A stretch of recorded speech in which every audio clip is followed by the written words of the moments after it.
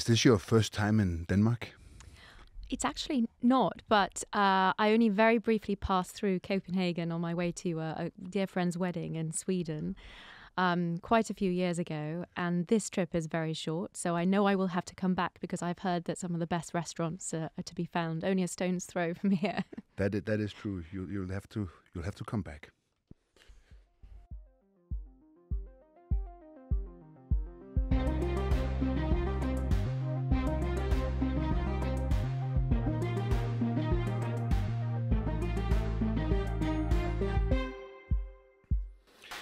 Det er 596 dage siden krigen i Gaza begyndte med Hamas' terrorangreb ind i Israel. 1200 mennesker blev brutalt myrdet. Børn, såvel som gamle, mænd og kvinder. Kvinder blev voldtaget, og 258 blev taget som gidsler. Der er fortsat 58 gidsler i Gaza, hvoraf 34 er formodet døde. Israel har opnået resultater i den her krig. Terrororganisationen Hizbollah er blevet neutraliseret, deres lederskab elimineret, og de har trukket sig fra konflikten. 80% af gidslerne er blevet befriet fra Gaza, desværre ikke alle sammen i live. Iran, Israels hovedfjende, er blevet udstillet som lidt af en papirtiger. Deres luftforsvar er blevet bombet, og Israel har vist, at de kan ramme mål overalt i Syrien. Bashar Assads regime i Syrien er faldet. Hamas i Gaza er decimeret, og deres lederskab er blevet elimineret indtil flere gange. Men Israel er også kommet i modvind. Israel er blevet beskyldt for folkemord, etnisk udrensning, at bruge sult som våben. Den internationale strafdomstol har udstedt arrestordre på Israels premierminister Benjamin Netanyahu og tidligere forsvarsminister Yoav Gallant. Dagens gæst ved en masse om international lov og ret. Hun er advokat i England med ret til at procedere for den engelske højesteret. Hun er uddannet fra Oxford og Tel Avivs Universitet. Hun er uddannet i international ret og krigens love. Hun har undervist i international ret på Columbia i USA, hvor hun også forskede i international sikkerhed. Og så har hun arbejdet for den israelske højesteret. Og så bliver hun ofte brugt som ekspert på CNN, BBC, Fox News og andre store vestlige medier. Så i dag så gennemgår vi nogle af anklagerne mod Israel med en ekspert. Og det bliver på engelsk, fordi dagens gæst er britisk. Velkommen til Borgerlig Tabloid, podcasten, hvor vi vender aktuelle emner fra et borgerligt perspektiv. Mit navn er Joachim B. Olsen, og jeg er debatredaktør her på BT. Welcome, Natasha Hausdorff. It's a pleasure to have you here. I'm really honored that you took the time to come and join our little podcast. Joachim, thank you. Really, the pleasure is mine. I want to discuss some of the accusations that have been made against Israel since October 7, almost before the war even began in Gaza. Accusations were made against Israel. And the first one that you hear constantly, you can't open social media, and you even have politicians also in the West repeating this accusation as if it was a fact, is the genocide accusation. Tell me a little bit about, from a legal point of view, this accusation. What's your take on it? I think it's really important that we come to break down what genocide means in the context of international law, because it is a legal term. But first, I can fully appreciate, and I know that now, even in Copenhagen, there's a big campaign by Amnesty International with posters everywhere. This has really gained currency, this lie of genocide against Israel. But in that context, it's important that we recognise that it's in fact nothing new. I remember over 10 years ago, I did a long interview on a major radio program in the UK on Nick Ferrari's Breakfast Show in 2014 during Tsuk Eitan, where my counterpart in this debate was already using this obscene allegation that Israel was committing a genocide against the Palestinians. So in that context of this blood libel being nothing new, let's be clear about what genocide means in international law. This is a term that was coined by Raphael Lemkin, a Jewish jurist, and he invented this term to try and give legal terminology to the Jewish experience in the Holocaust. which was being targeted for extermination because they were Jews. This is a term that tries to encapsulate something that is considered worse than a crime against humanity, because it is the intentional eradication of a group of people. And the definition in the Convention for the crime of genocide, this is the Convention for the Punishment and Prevention of Genocide, is clear that it's a group that is an ethnic, national, religious or racial group, and that the central focus of this crime is the intention to eradicate that group in whole or in part. And the acts that are listed as part of this definition, including the killing of members of that group or the creation of circumstances that make life impossible, that is all within the framework and within the context of this central element of the crime, which is this intention to eradicate the group. Mm. So in that context, what we are seeing is a form of projection. Historically, it seems the crimes that were committed against the Jewish people and against the State of Israel are those same crimes that Israel is now being accused of committing. Mm. Genocide is the latest in a long list of these legal terms being inverted and abused. Occupation, ethnic cleansing, colonialism, apartheid. We've seen the same story across all of these terms. But what is particularly heinous in this context is that genocide is the worst crime imaginable, seeking to eradicate a people. And this isn't just what happened to the Jews during the Holocaust. This is also what Hamas's principal aim has been and what it carried out on the 7th of October. Those were acts of genocide because they were targeting Jews, because they were Jews, for extermination, rape, torture, mutilation, burning babies, and beheading men. This is part and parcel of the genocidal death cult that Hamas and unfortunately other Palestinian terrorist organizations also took part. And again, we're looking at this inversion and this phenomenon of projection where those Jewish victims of genocide and the Holocaust done on the 7th of October are being accused falsely of committing this very offense. Mm. So in a legal terms, what you're saying is important is the word intention. It's important. What are your intentions? Like Hamas went into Israel, deliberately target civilians, executed civilians, and so forth. They had the intention to kill civilians. Precisely. Now, in an armed conflict, you target the enemy. Yes. And the enemy in this conflict is Hamas. And Palestinian Islamic Jihad and other Palestinian terrorist organizations that operating also in Gaza. participated in October 7. And so when you deliberately and intentionally target your enemy, there are civilian casualties. It happens in all wars. It is a tragic inevitability of all armed conflict, yes. Of this war and all other wars. But how come this accusation, this genocide accusation, it gets a lot of traction? As I said, you have politicians who I believe you should be able to hold to a kind of a higher standard than the average Joe on X. But they use this legal term, but the thing is, there's not a lot of like lawyers that are really speaking up on this. Like this situation where you have a legal term that is being used, like randomly, like you just say genocide. How come nobody else is speaking up?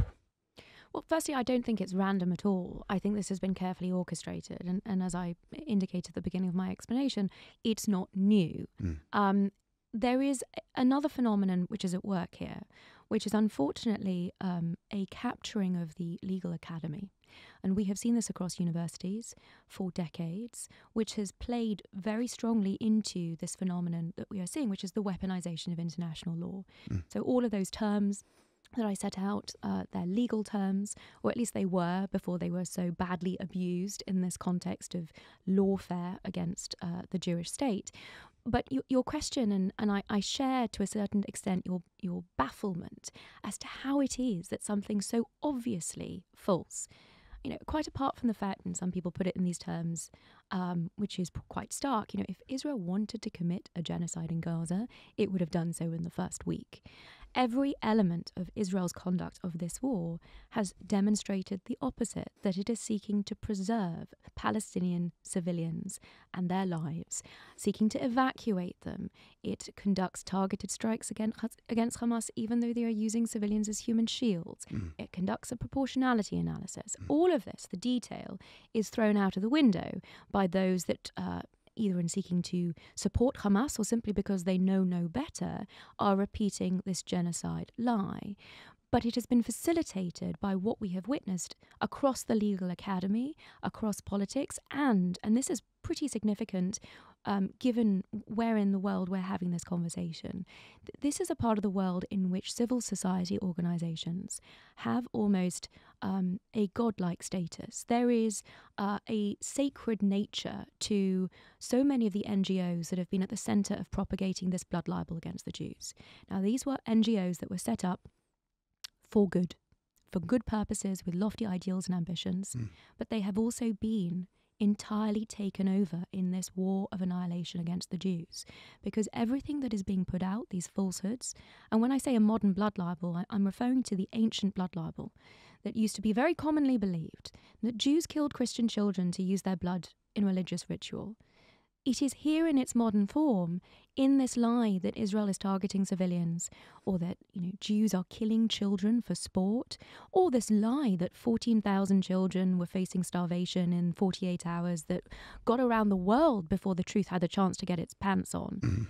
All of this is feeding into the success of terrorist organizations, internationally prescribed terrorist organizations like Hamas, being able to continue to wage this war of annihilation against Israel, using Palestinian civilians as their pawns to do so.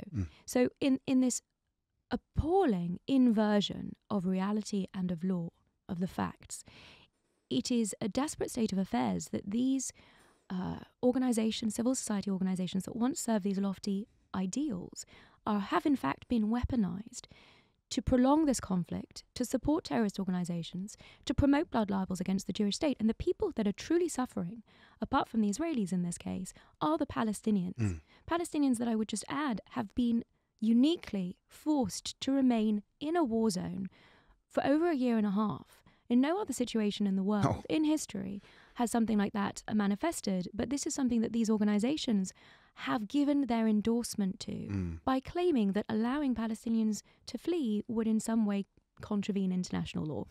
Another nonsense. In all other conflicts, focus would be on getting civilians out of the war zone. You see that in Ukraine, but somehow there's no willingness for any Arab countries to temporarily host any refugees from Gaza. There's even a simpler solution than that. And I was calling for this from October 2023. Egypt has obligations under international law that it signed itself up to under the African Union Convention on Refugees, which it acceded to in 1980. Since then, it has an obligation to civilians fleeing civil disorder, which is a much broader definition than the definition in the International Convention, an obligation to open that border in October 2023, when civil disorder descended upon Gaza, to allow a safe haven to these civilians fleeing. And when you think about what provisions might have been made for these civilians, the other side of the border, in Egyptian Rafah, which is an enormous open space, to set up a humanitarian zone there, away from Hamas, where these civilians could have been provided for with international assistance, aid, medical assistance, without diversion by Hamas. And where Hamas would not have been able to use the humanitarian zones that Israel has set up in the Gaza Strip, including Al-Mawasi, to fire upon Israeli civilians and to deprive civilians in the Gaza Strip of the aid that Israel has been facilitating into it. One question. I'm not a lawyer. I don't know much about law, but if I use common sense and I look at this situation, I guess my first question would be, does international law, the rules of war, do they allow for Israel to defeat an enemy like Hamas? Is it if you're fighting an enemy that doesn't abide by any rules of war themselves, fight in civilian clothes, hide in hospitals, in tunnels under civilian infrastructure, so forth and so forth. if you are in war with an enemy like that, does the existing rules of law that I mean, when these rules were made, I guess you mostly thought about states fighting other states, right? Not Armies terror wearing a organizations. uniform that Yes. meet each other on the battlefield, absolutely. So, but under the current Framework. legal framework, can you defeat an enemy that doesn't apply that legal framework to the way they're conducting war? Absolutely, yes. And this is actually somewhere where the law and logic actually go hand in hand. Okay, well, that's good. Because apart from anything else, there is an inherent right to self-defense that every state has, which is recognized under Article 51 of the UN Charter. But that is not bestowed upon a state. That is an inherent right. Some people call it God-given. What the law of armed conflict does is provide a framework to seek to regulate what is the most chaotic of any circumstance that anyone can imagine. And that framework applies rules and principles of international law that seek to mitigate civilian casualties as much as possible. But at its core, they enable a moral, law-abiding army to target the military infrastructure and forces, the combatants of the other side, even if there are civilians in the way. What the rules ultimately boil down to, I can set out 4 principles. The first is military necessity. So an army may only take those measures which are militarily necessary to advance its war aims. Now, Israel's aims have been consistent throughout this war, defeating Hamas, ensuring they can never present the threat that they did on the 7th of October, and returning the hostages. So long as action is taken that is militarily necessary, that is targeting Hamas terror infrastructure, that is seeking to release the hostages, that is lawful. The second principle is that one must distinguish between civilians and combatants. So Israel does distinguish between its own civilians and combatants. Soldiers wear uniform. But it also distinguishes on the battlefield between combatants and civilians, even in circumstances where Hamas seeks to hide behind civilians, where it does not use uniform, where ultimately one of their tactics in this war has been to fight from civilian houses dressed in civilian clothes and to leave weapons deposits within those houses so that they're walking in the street pretending to be a civilian, going into a house and shooting at Israeli soldiers. So despite these enormous challenges on distinction, because of the tactics that Hamas employs, which are entirely contrary to international law, Israel has nevertheless been maintaining that important distinction as part of this principle. The third, and this is perhaps the most misrepresented element of international law, full stop, the third principle is proportionality. Now, this does not require some macabre weighing up of casualty figures on both sides. That's one argument you hear. It's like 1,200 Israelis died in Gaza. No, in Israel on October 7. And Hamas says 50,000 plus has died, and they don't count combatants. So people are saying, oh, that there's not proportionality. Right. Apart from the fact that that's legally illiterate, also on a moral basis, it's appalling. Right? This idea that any calculation should be made on the basis of how many civilians Hamas is willing to sacrifice. And we can come on to that 50,000 false figure in due course, because the fact that Hamas casualty figures have been parroted by the world's media is a grotesque failure of journalism and a complete absence of journalistic integrity over the last year and a half, which needs to be called out. But what proportionality says is that the commander of a military strike needs to weigh up the anticipated military advantage of that strike against the anticipated collateral damage. Now, that is an analysis that I know, and maybe you know, because I know you were in Israel a couple of weeks ago, that the IDF conducts on a strike-by-strike analysis basis, on the basis of the intelligence that it has, which, frankly, with respect to Gaza, is most of the time second to none, because of the level of investment that the Israeli intelligence services have put into knowing everything there is to know about this part of the world. But crucially, it's an assessment that can only be made on an intention basis. It is not an effects-based analysis. So if the commander is working on the basis of some false information, unfortunately, mistakes happen, it's not the effects that need to be taken into account in the context of international law. It's what the commander knew and the proportionality assessment that was made before the strike was taken. Now, just before perhaps we circle back to talk about how proportionality is being abused in the reporting, the fourth principle here is that of precaution.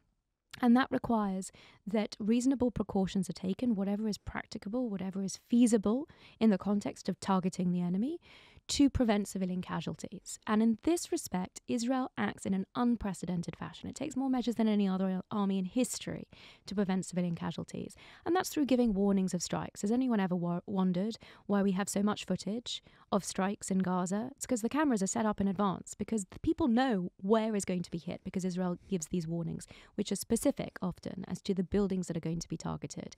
These warnings are also sent via text message and phone calls to individual householders. Leaflets are dropped. And now, in the last couple of days, we've seen further evidence of Israel setting up humanitarian corridors, indicating where it will be safe for civilians to leave areas where it needs to target Hamas terror infrastructure, because this is where they've set up their command and control centers.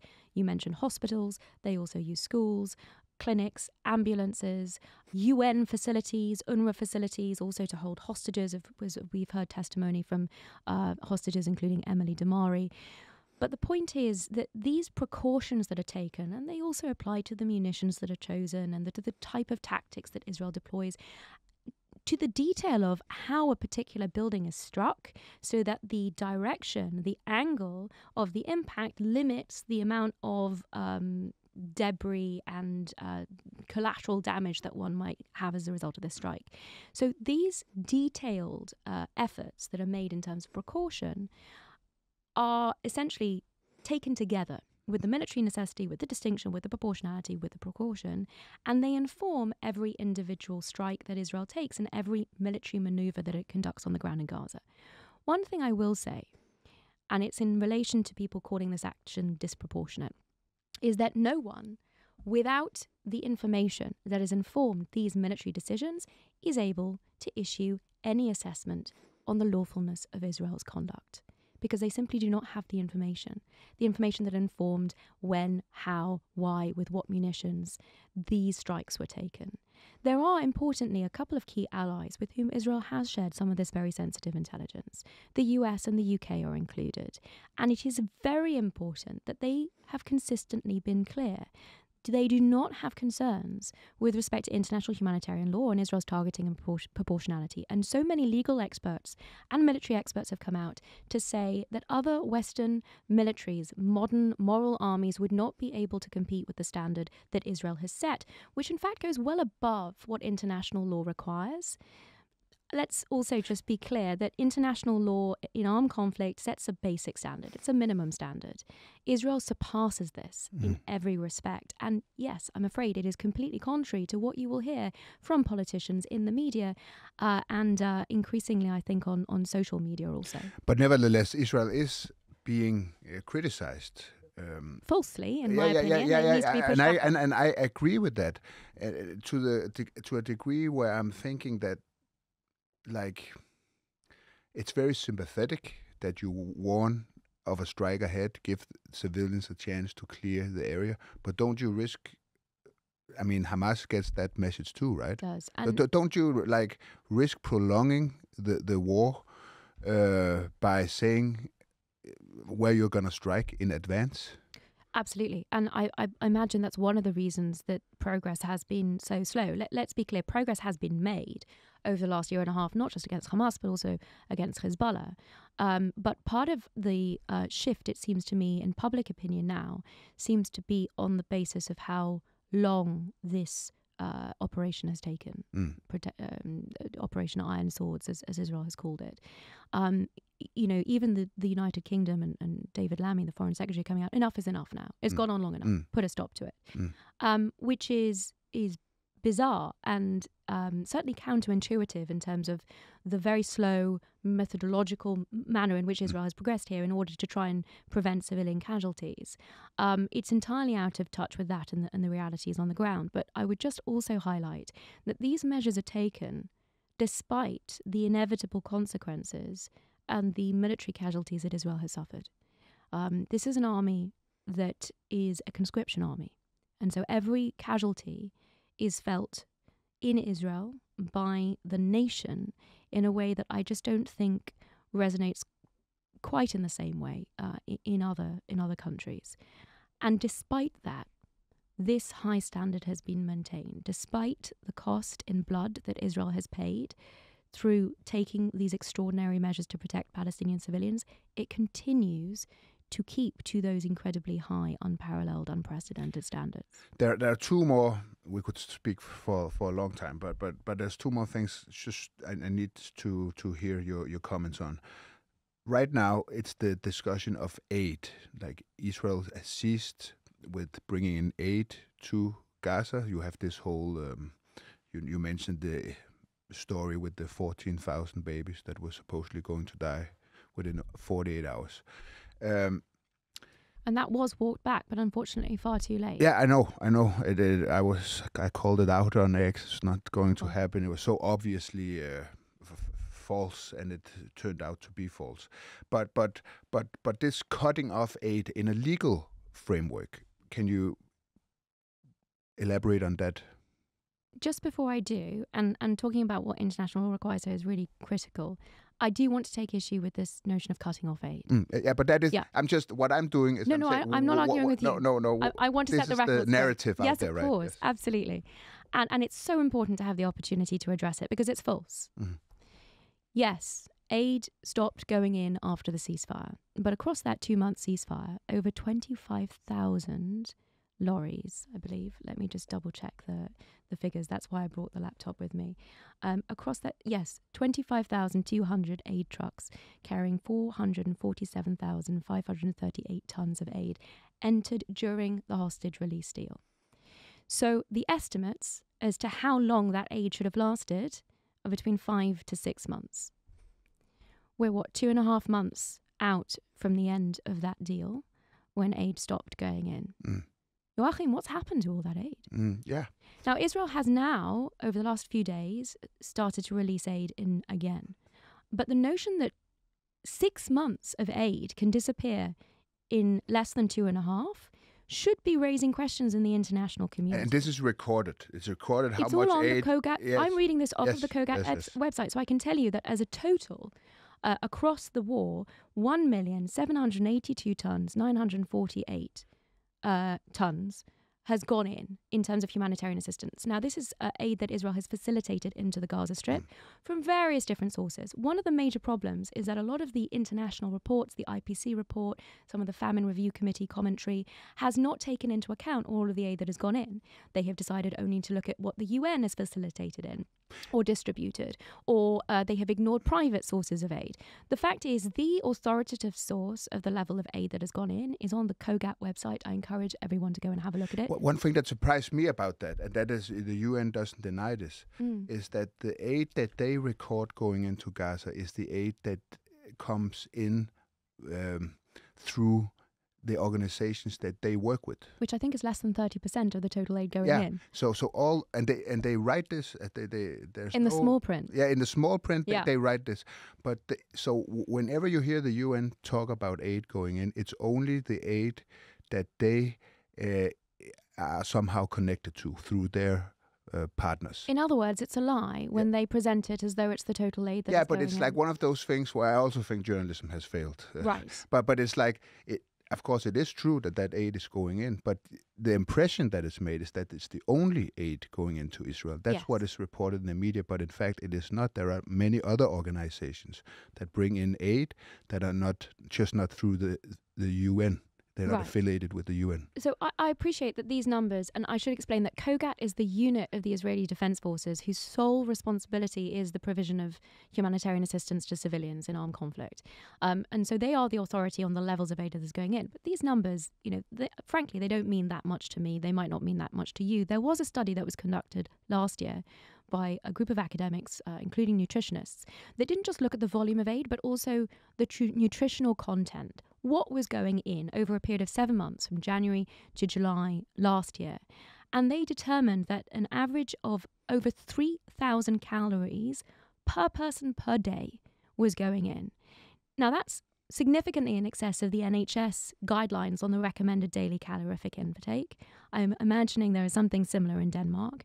3,000 calories plus a day is more than any individual needs.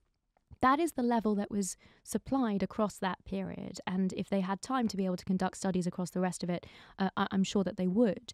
So the disconnect, this is the big lie, and it is feeding into this lie of starvation, this idea that Israel is starving Gaza, is debunked just by looking at the aid that is being facilitated into the Gaza Strip.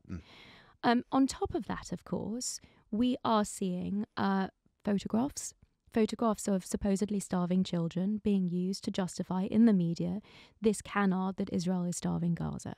To a point, these individuals' children have been identified as very sick children that have underlying health difficulties, which is what explains their malnutrition state. One of the last ones I saw only yesterday in Sky News was a baby who was rejecting both breast milk and formula. The fact of the matter is that to a point on each of these photographs, I've seen these children with their mothers, who all appear extremely well fed. I have never encountered, Joachim, a mother who would eat before her starving child. The fact that the media would be propagating these falsehoods when just, the smallest bit of logic applied to interpret this information and apply some critical thinking to it ought to demonstrate that we are being had. And the reason this is so significant is because Jews and Israelis are being murdered in the street. They are being executed as a direct result of this false information, and this canard of starvation is the latest manifestation of it. One observation I've made over the last few weeks, and they have nothing to do directly with the conflict in Gaza, is that you have had Finland on one side saying that they want to get out of a convention that banning the use of personal mines and cluster bombs. It's because of the threat from Putin's Russia. Right. So now they're facing a real threat, and they're saying, okay, there are some of these rules that are preventing us from defending ourselves effectively. And in another ball game is that our own Prime Minister in Denmark, Mette Frederiksen, along with the Prime Minister of Italy, Meloni, now they were out this week saying that the conventions regarding immigration, refugees to Europe needs to be changed, or they need to be interpreted in a different way, because we cannot conduct the policies that our people want. So it's both examples of Western leaders facing some sort of political reality and are in conflict with the interpretation of certain international law in different areas. And the same leaders are very fast to criticize Israel when Israel is facing a threat. Israel has been attacked and is fighting a war. It's not theoretically. It's real, and that's why I also asked you about why are not more lawyers, experts on international law speaking up? Because you only hear from NGOs. Almost, you are a voice, but you almost exclusively hear from these NGOs. Do you understand, right? Like, it's kind of well, let me be clear. I was asked to pursue a career in academia. I don't anticipate I would have gotten very far because I refused to drink the Kool-Aid on Israel. And that is an absolute requirement. People have been chased out of universities, been chased out of their careers. They've had, threats. A lot of them have shut up as a result. I am in a very privileged position in that I am an independent legal practitioner. I have my practice in London. I also have, as a responsibility, as I see it, being a barrister, professional responsibilities to uphold the rule of law, which I take very seriously, which are part and parcel of why it is that I feel compelled to speak out on these issues. But I think you're absolutely right about this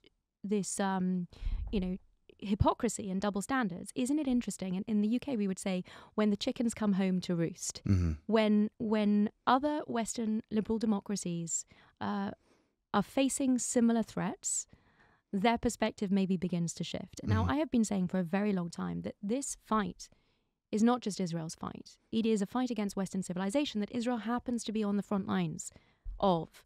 It is against our very way of life. But consistently, and this has been a matter of decades, the European attitude and approach has been to view Israel as though it had Switzerland on its border. As though in fact, because it is the outpost of the West, it is a Western liberal democracy in the Middle East, to misunderstand that region and to think that, in fact, Israel was dealing with reasonable neighbors that one can sit down with and negotiate with. And the sooner that the rest of the West recognizes that Israel is dealing with genocidal death cults and Iranian terror proxies that are coming for us here in the West, at the same time. It used to be, we'll finish Israel and then we'll come for the rest. No, they're doing it at the same time now. We have terror plots that have just been foiled by the IRGC in London. We have the attack that was carried out in DC against the Israeli embassy staffers wasn't even carried out by an Islamist in the true sense. He was of Hispanic origin and he came from Chicago, which indicates another phenomenon here, that this war is including this unholy alliance between the extreme left and the Islamists. And it was that same alliance that spelled downfall in Iran. And so many Iranian dissidents and those who have fled are now seeking to warn the West of the consequences of this. But it's very, very interesting that I think, I hope at least to a certain extent, as people are waking up to those realities and are also recognizing the realities of what Israel is facing, and that they shouldn't have been surprised about the 7th of October. Because if you just listen to their media, the so-called moderates, the Palestinian Authority on their television call for this same war against the Jews, a genocidal annihilation of the Jews. And it needs to be internalized that we are not dealing with friendly European neighbors here. Well, we're running out of time, but one point I would like to make too is that as a European, what worries me is that you have politicians like criticizing Israel for the way they conduct a war. Israel has been attacked, and they criticize Israel. And what worries me about it is that, like, we are facing several threats in Europe. Both with you just mentioned some of them about immigration, where some of them have a radical point of view and try to change the society and so forth. But we're also facing a threat from Russia. Yeah. And what I would like in my political leaders is that if we are attacked, then we win the war. And I get a little bit anxious when I hear politicians criticizing Israel for trying to legitimately, it's a legitimate war. They've been attacked, and they are fighting an enemy that wants to destroy them. And you have to be able to defeat an enemy like that. Israel's never allowed to win a war, and I think the danger is now that Western states are going to be in a position where they're not allowed to win wars. And that's what I mean. And that's what makes me nervous. I mean, we would never have won the Second World War. I'm not sure we could win that today. Like if there is that pretty much strength, if the politicians have that commitment and strength to defeat people who attack you. Yeah. The difference I would probably just highlight is that for Israel, this is an existential war. Of course. And I don't think that's recognized by many people. On the 7th of October, there was nothing standing between where Hamas and other Palestinian terrorist groups got to and the rest of Israel. And if Hezbollah had joined in, the outcome may have looked very different. Yes. It was their idea. They had the same plans of attack, the same strategy. They publicized those plans. So in fact, one of the reasons that Hamas was able to successfully surprise Israel is because Israel expected this very attack from the north, because this is what the Radwan forces had been advertising that they were gearing up towards for a substantial amount of time. But when one recognizes this kinetic war that Israel is fighting on 7 fronts, and recognizes that it is an existential war, and that it is orchestrated in so many respects by Iran, which is posing an existential threat to Israel, then this notion of, what international opinion will have to say on whether Israel should or shouldn't defend itself becomes a lot less significant. This idea that Israel will simply throw up its arms and surrender because of concerns raised in the Danish parliament is absurd, especially when those concerns are frankly based on a misstatement of international law and a complete falsification of the facts. But wouldn't it be so much better and more encouraging if more Danes and other Europeans woke up to the realities that we are contending with before it gets to that existential point here for Denmark, and recognizes that moral, law-abiding armies can fight these death cults, these internationally prescribed terrorist organizations that use and abuse international law for their own advantages, and can do so in a way that still upholds international law and the standards that we rightly share and are proud of. Natasha, thank you very much for coming and taking time to join us today. Det var alt for dagens Borgerlige Tabloid. Mit navn er Joachim B. Olsen, og jeg lavede dagens program sammen med journalist Maria Asmine Dam og min producer Jens Marot. Vi er tilbage på onsdag. Tak fordi I lyttede med.